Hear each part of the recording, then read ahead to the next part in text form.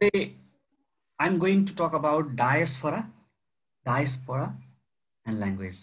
Diaspora and language. Might have heard this term.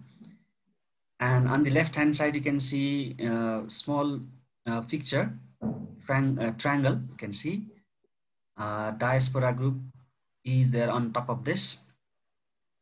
On the bottom, there are two other points: home society and host society. You know the meaning of host and guest. Host society.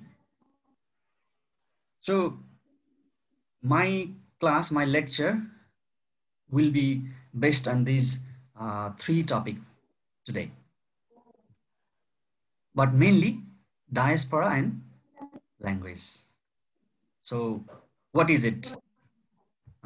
Let's begin. Etymology, origin of or formation of word. This word diaspora is Greek origin word dia, across, spairein, scattering. It means scattering across or moving away somewhere else. Simply you can say throwing or scattering something out of, far away. Get over here. Think about this. Scattering across. It can be anything right now. Or throwing or scattering something out of somewhere. That means during 6th century BC, it means expulsion of people, especially the Jewish from Jerusalem. Jewish from Jerusalem. We have heard about Jerusalem also.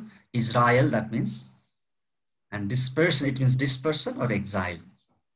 The origin point of Jews, Jerusalem is Christianity, simply you can say. It has some sort of connection with that. So the first concept is connected to, it means diaspora means expelled, exiled, or imprisoned. It means connected to this one. Diaspora is connected to expelled, exiled, and imprisoned. You know meaning of these all are somehow similar. Throwing away or compelling somebody to leave their homeland, or imprison them, or exile them. You have read a poem, Exile, at 10th grade. You know that. What does exile means, right? There is one animal in prison, and it is smelling, right? Different animal from the prison, that cage, let's say, but it could do nothing. Similarly, diaspora, the term diaspora is connected to expelled, exiled, or imprisoned. So it was the origin point, let's say. At first, diaspora was used for that concept. But right now, it refers to a body of population migrated from a country of origin to another country of destination. Right now, we move from Nepal to Australia, Canada, USA for various reasons. That can be our willingness or compulsion, doesn't matter. So that sort of people are called here diaspora, right? So for this lecture, you need to know some terms. Diaspora, you might have heard NRNA, for example, UK Nepali diaspora because of this, US Nepali diaspora because of this, right? Did you get my concept?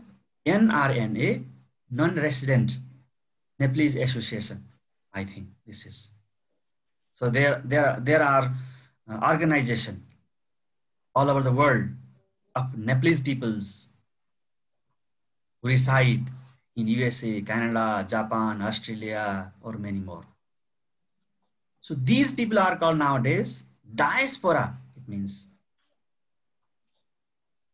is called now NRN, NRN, right? Non-Nepalese. So that would help you to understand the concept. So not only that, there are people in Gulf countries also, Khadi Muluk also. And that's called labor diaspora. It is somehow compulsion, not totally, but somehow because of their compulsion, badhyata, they go to Gulf country, Malaysia, for example, Malaysia also, Dubai, Qatar, United Arab Emirates, and there are many other countries for job. So such group of peoples are called labor diaspora. Uh, let's see some features of related to diaspora studies. We are talking about one huge discipline. Diaspora is a field of study now. So what sort of concepts are there in diaspora or diaspora studies? For example, there are some list: minority or marginalized group, struggle for identity and equal opportunity. For example, student who go to Canada, USA, Australia, they will be in minority.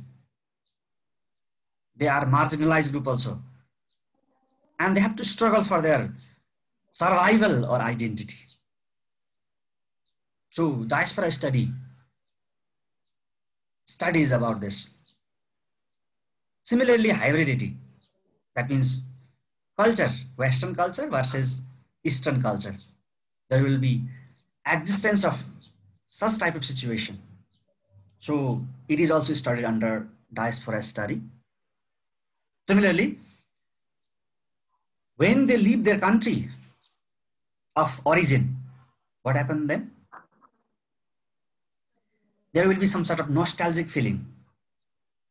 We celebrate Dasai, Tihar, for example, Maghi Sangranti, for example, many more festival here. And they may remember other things, for example, rearing cattle, playing with friends, and so many other. So they will recall the feeling of their own country. They will have nostalgic feeling. Here, under this study, we have to study home country or country of origin, host country or country of residence, both. Under this study, we have to study this. Similarly, as I said earlier, nostalgic feeling of person who are abroad. We don't have right now so much deep feeling for our nation. But when we leave our country, we will miss everything, whatever we have done earlier. Similarly, under this study, hybrid and mixed language condition or situation is also studied. And moreover, because of hybrid language or mixed language, there can be Pidgin. It is business language, mixed language, or Creole, nativizations of that language. These things are studied under diaspora. These are terms for you.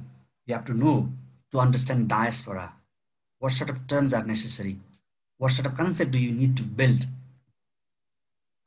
So again, let's talk about meaning in somehow in depth. So what is diaspora again? Any population sharing common ethnic identity who were either forced to leave or voluntarily left their settled territory. There are two terms here, forcefully or voluntarily. They leave their residence and become the resident in areas often far removed from the farmer. That means you can talk about Bhutanese refugee. They were in our country. They were in our refuge for many years. It was not their willingness to get refuge in our country. And right now they are in USA. You can see they have desperately missed their country. Still they recall Bhutan and even Nepal. And right now they have village in USA. So they are diaspora. But one example of diaspora that is not voluntary, that is forceful repatriation. And next example of diaspora is, for example, our Nepalese in the name of DV or for education, they leave our country and they settle in USA. It is not compulsory, it's not mandatory, it's not forceful. They are leaving Nepal willingly because of their own will. So this is another example of diaspora. So diaspora means group of people, those group of people who leave their country by force or voluntarily and settle in another country. Or you can say for various reasons. Please off your mind. So the term diaspora refers to the movement, migration, or an established or ancestral homeland. This is the final definition of meaning of diaspora. Movement of people, group of people.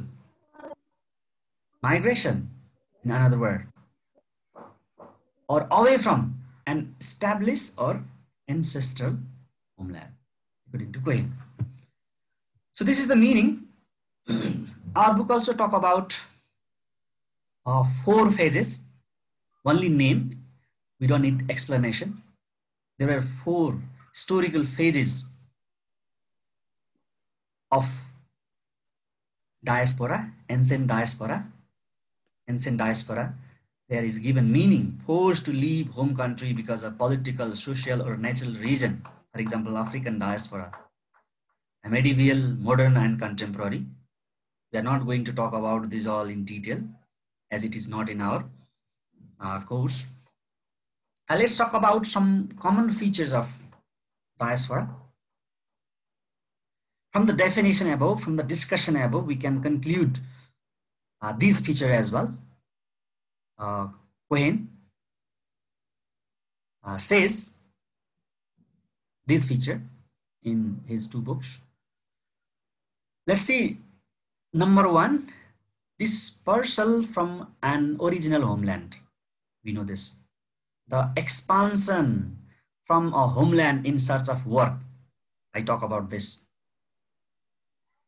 A collective memory and myth about the homeland, including its history, suffering, and achievement.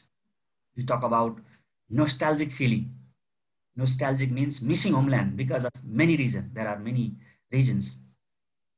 Next, imagine ancestral home and a collective commitment to its maintenance, restoration, safety, and prosperity, even to its creation. For example, NRNA. NRNA is investing a lot of money in Nepal's development and prosperity. That is another example of, another feature of diaspora. The frequent development of a return movement to homeland. Yes, they come even after leaving Nepal. Those citizens come back to Nepal for various reasons. There should be frequent movement also. They need to come back also to be diaspora. Next, a strong ethnic group consciousness, a transmission of a common culture and religious heritage, and the belief in common fate. For example, you have heard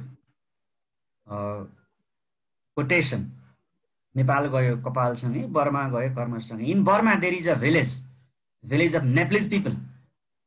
They have tradition like we people. And in UK also, a Gorkha village. In USA also, in Canada also, there are group of people who are following Hinduism, our festival, and so on. And that's why I call them diaspora. Next, a troubled relationship with host societies. Yes, different ethnicity, different language means there will be some sort of conflict between the society or social group. That means, so if there is some sort of troubled relationship, that they are a diaspora. Similarly, a sense of empathy and co-responsibility with co-ethnic members in other countries. So you can see right now, Sikkim, for example, declare Nepali as a national language. And you can see many congratulations on the wall of Facebook, because we have sympathy for Indian Nepalese also. We have sympathy toward Bhutanese Nepali also. And similarly, so is the case with Burmese Nepali. So we respect, we love Nepali language speaker all over the world, Nepali culture followers all over the world. That means, so they are diaspora. So enriching life in host countries with a tolerance for pluralism. Enriching life in host countries with tolerance of pluralism. For example, in UK also, Gorkhas, ex-armies, that means they celebrate Dasai, Tihar, and many festivals.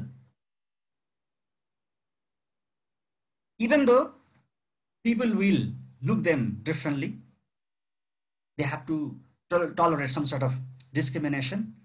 They are not ready to leave their culture and tradition. Maintaining pluralism, they are celebrating their festival. So they are diaspora. If they want to maintain their cultural diversity, linguistic diversity, that is the situation of pluralism. So these are some common features mentioned by Cohen. Again, let's synthesize those features into common three features, three prerequisites to be diaspora. The first one is dispersion. Dispersion means increasingly apply to any dispersed group living a country and moving toward another country. That means from time and space, dispersed from far from origin point and residing in the another point. That means enduring relationship with whom? This is another country. They should have some sort of relation. Otherwise, they won't be diaspora. For example, the diaspora living in America should follow culture, tradition, or language of Nepal, and they need to frequently visit Nepal also. They should have some sort of relationship to be diaspora. This is second condition. Third condition is main condition I'm talking right now, distinctive identity in place of residence. For example, Nepali in America should wear Dhaka topi, for example, speak Nepali language, for example, celebrate Nepali festival. They should have distinctive, not like American. They should act like Nepali also. So they should have distinctive identity, different identity in America. These three conditions mainly, there are many more conditions. We can enlist many more features, but these three are basic features of diaspora. Let's see traditional concept and modern concept of diaspora. Originally, young people leaving their country, especially educated people, intellectual people leaving their country, was considered as brain drain. loss of human capital is a costly and waste of time of the country. Human power, that means train human power. Similarly, it was thought that it would affect life cycle, life of children, elderly people, etc. So traditional concept toward diaspora was somehow negative in this sense. Mostly, as I said earlier, it was considered as brain drain and evacuating the society, that means. But right now, there are different concepts. It is considered important and useful for country. For example, if you go to other country, earn money and skill, come back and help our nation, or even though we live there and spread our culture and tradition, it is considered fruitful, helpful for the country. Similarly, it can play a role of pressure group also. Pressurize country, political leader, social leader for the betterment of the society, because they would have different experience, different knowledge in abroad.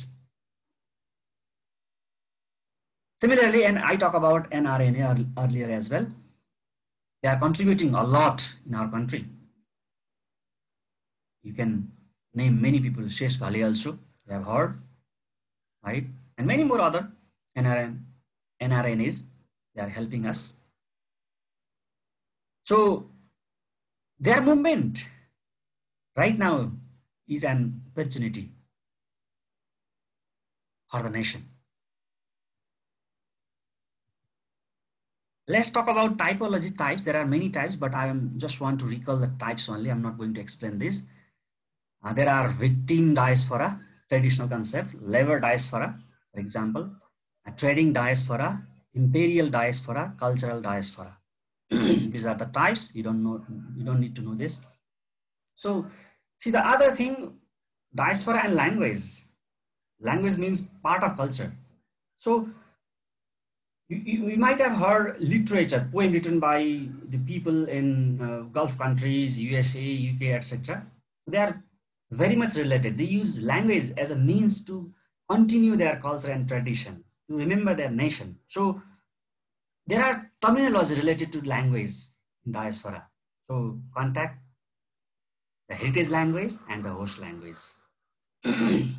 It means heritage language means their language of their origin country, and host language means the place where they are right now. So language diaspora is more than the pragmatic tool of interpersonal communication.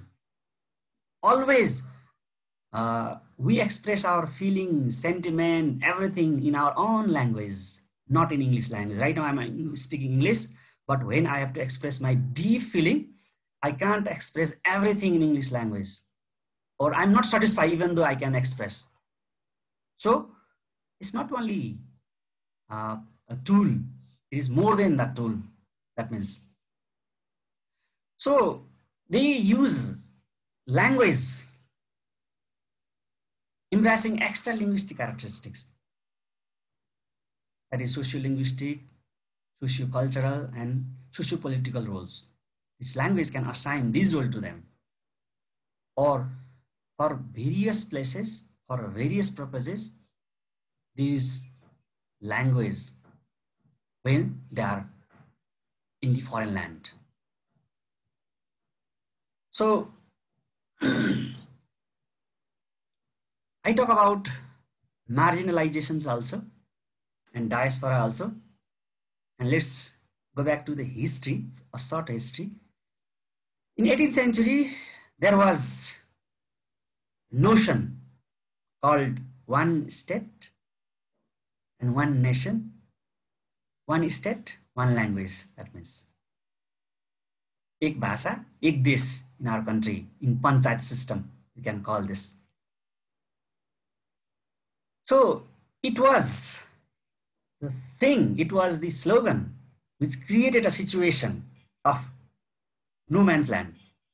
For example, Nepali language we are following in Nepal, but it was not the language of majority of the people. Forcefully, it was applied then, and we are using this right now. So it would create a type of conflict also, and people won't feel that language is there. So in their own land, they would be considered as foreigner, that means. So it would create a type of problem in the society. So displaced to the migration and exile from the homeland at not belonging to the host land, right? When we force them to use another language, neither the host country would accept them as their own national, or they go back to their own origin country and be the citizen to the nationals of that place. There will be a problem, that means. So it marginalizes the people if we expose language of the host nation. But if we let them follow, use their own language, they would have a sense of belongingness toward their own homeland.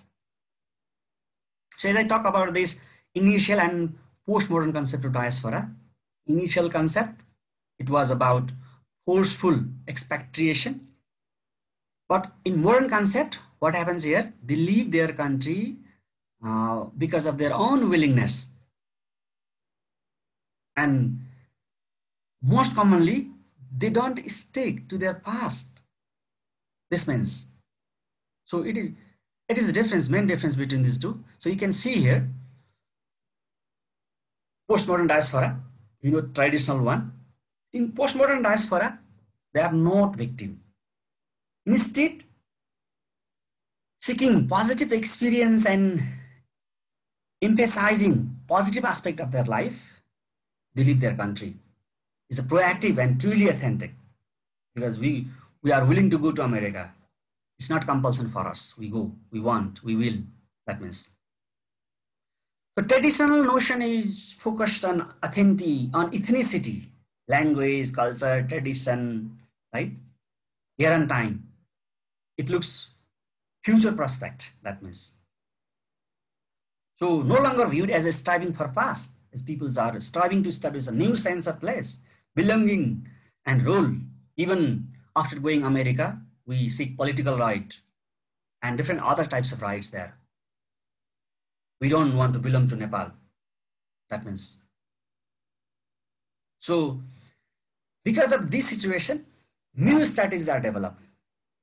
Contextualization. We have heard globalization is similar to globalization here. Contextualization. Heritage language can be prestigious. Right now, even after using our culture, tradition in foreign land, we can deserve respect. We don't need English culture, English language, and so on. Even after this, we can use our culture, our tradition for political role, or our language, our culture can be political tool, because it is the age of pluralization, globalization, where different culture, different tradition, different languages are acceptable. So this is postmodern concept. And because of this, diaspora has developed another characteristic, transnational network. In globalized world, we can connect our people through different medias. For example, email, even there are TVs or internet. So what we do is we express our feeling, we communicate with our relatives through medias, technologies. Even after leaving our country, you can see people in Facebook, Viber, or in other networks. So their diaspora is individualized in this sense. Individually, we can keep our culture, our tradition, and other types of cultural tidbits. That means that's why even after leaving our country, we can preserve our cultural tradition. This means so diaspora is advantageous. That means so some characteristic you can say here. For in language, I'm talking in language. Our language is modified. Nepali language spoken in USA will be different or is different. Or so is the case with Australian Nepali also.